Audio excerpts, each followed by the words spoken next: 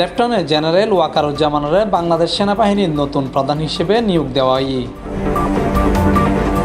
আজিয়ে মঙ্গলবার জুনের 11 তারিখ আন্তঃবাহিনী জনসংযোগ পরিদপ্তর ISPR এক বিজ্ঞপ্তিত এই তথ্য জানাই। এন্ডে হইয়ে আগামী জুন 23 তারিখ লেফটেন্যান্ট জেনারেল ওয়াকারুজ্জামানরে জেনারেল পদবীত পদোন্নীত করিয়ে আগামী 3 বছরলে সেনাবাহিনীর প্রধান হিসেবে নিয়োগ দেওয়া হয়।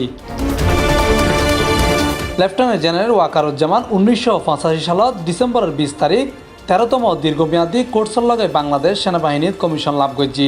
তিনি defence services command and staff college Mirpur এবং যুক্তরাজ্য joint services command and staff কলেজতুন গ্র্যাজুয়েশন শেষ করছি। এছাড়াও তিনি জাতীয় বিশ্ববিদ্যালয়তুন মাস্টার্স অফ ডিফেন্স স্টাডিজ এবং যুক্তরাজ্যর কিংস কলেজ ইউনিভার্সিটি অফ লন্ডনতুন masters of arts in defence studies degree অর্জন করছি।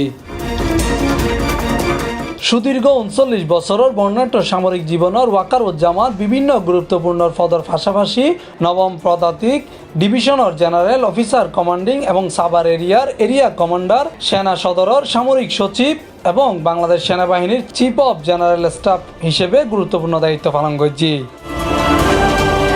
এছাড়াও তিনি প্রধানমন্ত্রী কার্যালয়ে আর্ম ফোর্সের ডিভিশনের প্রধানমন্ত্রী প্রিন্সিপাল স্টাফ অফিসার হিসেবে দায়িত্ব পালন করছি। এরিয়া কমান্ডার সাভার এরিয়া ও নবম পদাতিক ডিভিশনের GOC হিসেবে ওয়াকারুজ্জামান টানা 3 বছর অত্যন্ত সফলতাভাবে বিজয় দিবসের প্যারেড কমান্ডার হিসেবে দায়িত্ব পালন করছে। বিরল এই কীর্তিত্বের স্বীকৃতিস্বরূপ তিনি সেনা গৌরব পদক ভূষিত হই।